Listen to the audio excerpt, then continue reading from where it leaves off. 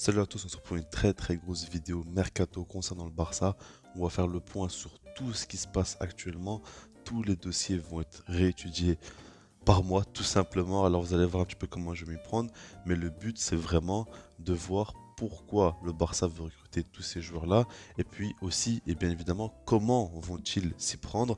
Parce que la situation économique est quand même très compliquée. Vous le savez, il y a des solutions. Il y a pas mal d'infos qui sont tombées. Pas mal de déclarations de la Porta aussi qui sont très importantes à prendre en compte. Donc on va voir tout ça. Et en fait, je vais surtout parler d'un point de vue du club et pas de mon avis personnel. C'est-à-dire qu'à chaque fois, je vais vous donner les noms des joueurs, on en parlera, mais je vous dirai surtout pourquoi le Barça veut les recruter. Et donc voilà, alors on va commencer par parler maintenant du cas Javier Tebas. Pour moi, c'est quand même très important d'en parler, parce que comme vous le savez, ça fait des semaines et des mois qu'il nous fait limite de l'harcèlement avec le Barça. Il fait beaucoup de déclarations. Il n'arrête pas de répéter que le Barça est très mal financièrement, contrairement au Real Madrid qui est très bien, qui sort beaucoup mieux. Il n'arrête pas de dire aussi que le Barça ne peut pas faire de gros deals économiques en recrutant de gros joueurs parce qu'ils n'ont pas les moyens, etc. Il n'arrête pas de se répéter. Son but est très clair. Il veut que le Barça signe le deal CVC. Donc du coup, à très court terme, le Barça sera très bien. Maintenant, à long terme, c'est Javier Tebas et donc la Liga qui seront beaucoup plus gagnants et gagneront quand même beaucoup d'argent. Et il met la pression sur le Barça pour faire en sorte qu'on signe et qui se mettent bien, tout simplement. Maintenant, le truc, c'est que la Porta a communiqué publiquement et a demandé à Javier Tebas d'arrêter de parler du Barça parce qu'il empêche tout simplement le Barça de travailler tranquillement. Quand par exemple, il dit publiquement, Javier Tebas, que le Barça ne peut pas recruter Lewandowski parce qu'ils n'ont pas les moyens, bah déjà le Bayern, ça les fait rire. Puis tu as Lewandowski, lui, qui se pose des questions et qui demande au Barça est-ce que vraiment vous pouvez me signer ou non. Enfin, c'est ça le problème en fait. Et du coup, ça détruit un petit peu l'image du Barça. En même temps, les deals sont beaucoup plus compliqués à réaliser. Donc, dans ce sens-là, la Porta a demandé à Hervé Tebas d'arrêter de parler du club en négatif et même en général d'arrêter. Et depuis qu'il a demandé ça, on voit que Hervé Tebas, bizarrement, il fait des déclarations de plus en plus positives. Il dit que le Barça est une machine à faire rentrer des billets, qui peuvent facilement trouver des solutions et réussir à s'en sortir par rapport au fair play financier, qui doivent en tout cas recevoir plus de 500 millions d'euros pour être libérés. Et le fair play financier, il est très important à prendre en compte parce qu'en Liga, c'est différent que dans les autres championnats. C'est-à-dire que si le Barça sort du fair play financier, ils pourront recruter beaucoup plus facilement. Parce que beaucoup de gens pensent que le Barça n'a pas de liquidité. Maintenant, le truc, c'est qu'il y a pas mal de prêts financiers énormes qui vont arriver. Donc, du coup, les liquidités, elles sont déjà présentes, mais elles seront encore plus présentes. Et du coup, il y aura moins donc, de règles qui vont les empêcher à recruter. Et du coup, le Barça pourra faire de gros transferts. Ça fait des mois et des mois que je vous dis. Personnellement, moi, je suis confiant. Je pense que le Barça fera un gros mercato. C'est encore tôt pour le dire. Ça va quand même s'accélérer dans les prochains jours. Mais personnellement, j'y crois encore. Je vais expliquer encore pourquoi j'y crois, tout simplement. Alors maintenant, côté Laporta, ce qu'il faut savoir, c'est que il fait tout pour pouvoir régler la situation économique du club, comme on le sait. Maintenant, ce qui est surtout intéressant à voir, c'est que le 16 juin, on aura donc la possibilité d'encaisser énormément d'argent. Parce que Laporta a négocié pas mal donc, de contrats, on va dire, avec de grosses entreprises pour faire d'énormes prêts financiers. On parle de centaines de millions d'euros. Je ne vais pas vous dire des chiffres exacts parce que c'est que des rumeurs. Il faudra voir le 16 juin.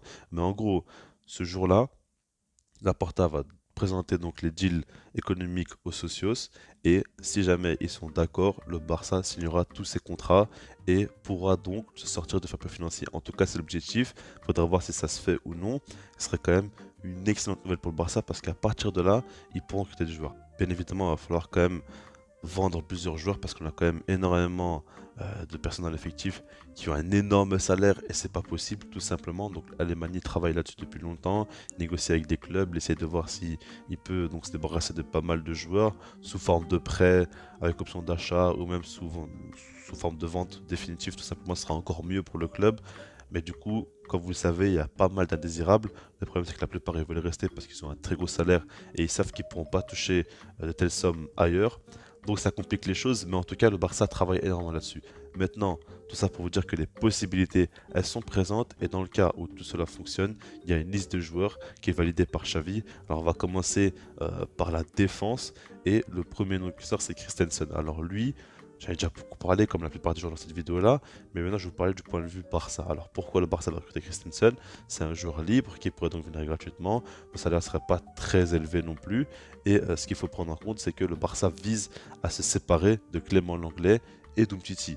Deux joueurs sur lesquels Xavi n'arrive pas à faire confiance et leur donne très très peu de temps de jeu. Donc du coup là tu auras Christensen, bien plus jeune, qui va arriver, lui tu pourras lui faire confiance. Et en plus de ça, avec Christensen, ce qui est intéressant, c'est que si jamais ça ne marche pas, tu pourras le revendre. Dans tous les cas, ce sera que du bénéfice vu que tu l'as pris gratuitement. Donc certes, il y a l'amortissement par rapport à son salaire, mais c'est pas... Normalement, tu pourrais quand même t'en sortir très bien avec Christensen. Donc du coup, c'est un deal que le Barça voit d'un bon oeil. Ensuite, au niveau des latéraux, côté droit, on parle beaucoup d'Azpilicueta, donc il viendrait renforcer le poste d'arrière droit et il pourrait arriver libre aussi. Alors par rapport à Azpilicueta, ce qui est intéressant, c'est qu'il a un profil où il peut être un peu hybride, c'est-à-dire qu'il pourrait jouer en tant que latéral droit pur, mais il pourrait aussi jouer en tant que latéral droit.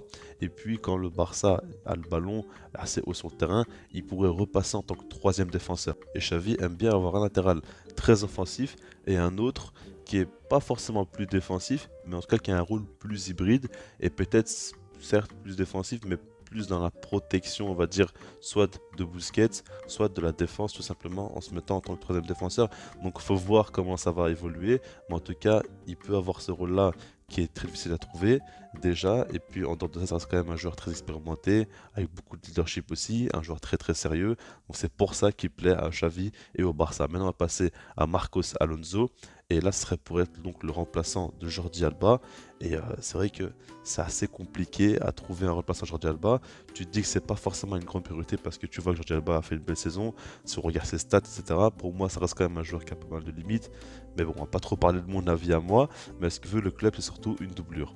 Donc Alonso, ça reste quand même un joueur très expérimenté, qui a un profil intéressant. Maintenant le truc c'est que lui, il est plus à l'aise en tant que piston qu'en tant que latéral gauche dans une défense à 4. Donc c'est possible que Xavi pense à mettre en place une défense à 3 la saison prochaine, pas forcément à tous les matchs, mais quelques fois, et que du coup Alonso pourra apporter. En plus, ça reste quand même un profil différent de Jordi Alba. Il est beaucoup plus grand, il a un très bon jeu de tête sur les phases arrêtées, il peut nous apporter. Défensivement, je le trouve quand même meilleur que Jordi Alba. Et en fait, c'est quand même, comme je l'ai dit, un profil différent qui n'a pas forcément être trouvé dans la profondeur, mais qui peut être trouvé donc à l'arrêt et créer des différences de par sa qualité de passe et sa qualité de dribble. Tout simplement. Maintenant, on va passer encore une fois à un défenseur, mais là, un niveau au-dessus. On parle de Kalidou Koulibaly. En fait, le Barça recherche tout simplement un défenseur qui va te faire passer dans une autre dimension, qui va t'amener plus de sérénité et qui pourra tout simplement être le leader défensif. Koulibaly, il peut clairement le faire. Alors on parle aussi de Koundé, maintenant c'est surtout de par son profil Koundé. Koulibaly c'est plus par rapport à son expérience, etc. Et le profil aussi recherché. Xavi veut un défenseur très rapide et dans l'idéal assez athlétique, quoi, comme Koulibaly l'est. Et moi je pense clairement que ce serait un très gros coup comme vous le savez. Maintenant du coup Koulibaly est une cible. Alors ce qu'il faut savoir c'est que Naples pourrait le laisser partir pour à peu près 30 millions d'euros. Le Barça va essayer de négocier là-dessus et va essayer de le faire venir. Et ce qu'il faut savoir aussi, c'est que Koulibaly, lui, voudrait quitter Naples et voudrait aussi rejoindre le Barça. Donc du coup, on voit que c'est totalement possible dans ce sens-là. Maintenant, on va passer à un autre chantier, c'est le milieu de terrain. On va commencer par Kessié, et lui, donc, il arriverait libre. Encore une fois, un joueur qui viendrait gratuitement. Maintenant, il faut quand même prendre en compte son salaire, bien évidemment, et possiblement des primes, ça je ne sais pas s'il y en a. Mais voilà, par rapport à Kessié, c'est un profil totalement différent de ce qu'on a. Et puis, je pense que Xavi s'est vite rendu compte qu'au milieu de terrain, on a beaucoup de qualité, on a beaucoup de joueurs, mais on a aussi beaucoup trop de joueurs jeunes et il manque un peu plus d'expérience. Et c'est très important pour les gros matchs. Et puis surtout, il y a peut-être un manque de diversité au niveau des profils et qu'essayer pour nous apporter d'autres choses. Possiblement aussi un système différent. On parle d'une défense à 3, pourquoi pas avec un milieu à 2. Et là, Kessié, il pourrait encore plus nous montrer ses qualités. Et c'est fortement possible quand on voit les recrues pistées que Xavi change de système et nous montre vraiment son style de jeu et ce qu'il veut apporter au Barça. Donc Kessié pourrait en faire partie, ou alors peut-être qu'il sera simplement un relayeur et peut-être qu'il sera sur le banc en tant que joker, je ne sais pas. En tout cas, ce profil est intéressant pour le Barça selon Xavi. Ensuite, au milieu de terrain, il y a Bernardo Silva et là c'est clairement un joueur phénoménal. Maintenant, par rapport à Bernardo Silva, c'est un joueur que Xavi aime énormément. Le problème, c'est que son cas est lié à Frenkie de Jong. Donc, si jamais il signe, c'est que certainement De Jong a été vendu. Ça, c'est quand même un gros problème. Xavi veut que De Jong reste.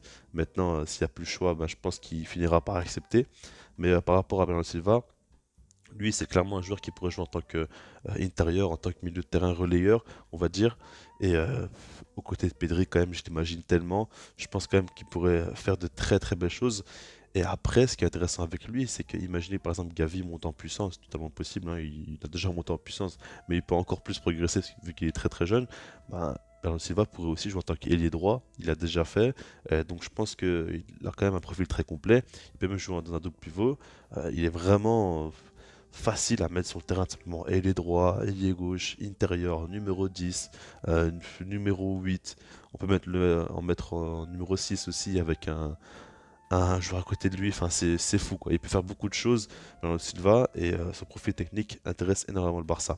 Maintenant, on va passer aux attaquants. Le premier, c'est Rafinha de Leeds, bien évidemment. Comme vous le savez, j'ai déjà beaucoup parlé, le Barça est intéressé, les joueurs veulent venir.